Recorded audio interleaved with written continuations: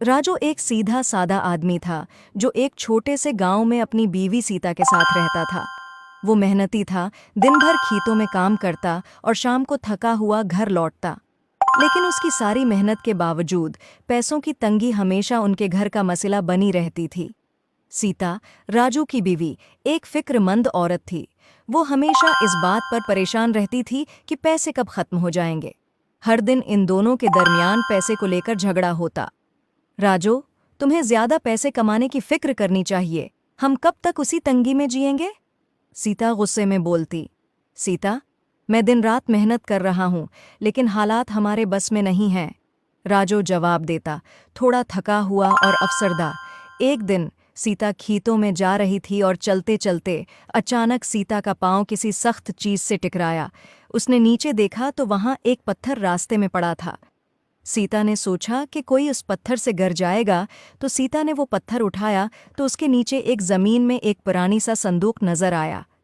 तजस्सुस में सीता ने संदूक खींचकर बाहर निकाला और खोलकर देखा तो हैरत ज़दा रह गई। संदूक में एक खूबसूरत सुनहरे रंग का लिबास था जिस पर कीमती मोती और सितारे जुड़े हुए थे।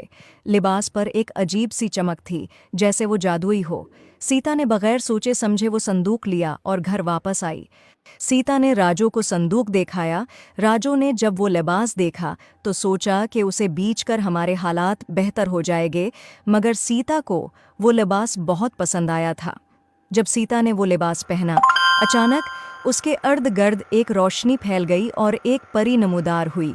परी की आंखों में मोहब्बत और हमदर्दी की चमक थी। राजू और सीता परी को देखकर हैरान हो गए। परी ने कहा, तुम्हारी जिंदगी में मुश्किलात हैं, लेकिन पैसे का मसला तुम्हें अंदर से कमज़ोर न करे।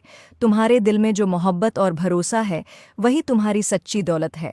ये लिबास तुम्हारे घर में खुशहाली लाएगा, लेकिन याद रखो, सच्ची खुशी पैसों से नहीं मिलती, बल्कि एक दूसरे के साथ मोहब्बत और ताउन से मिलती है।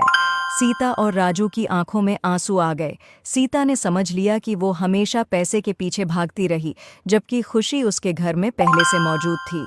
उसका प्यार करने वाला शोहर राजू। सीता ने राजू से माफ़ी मांगी।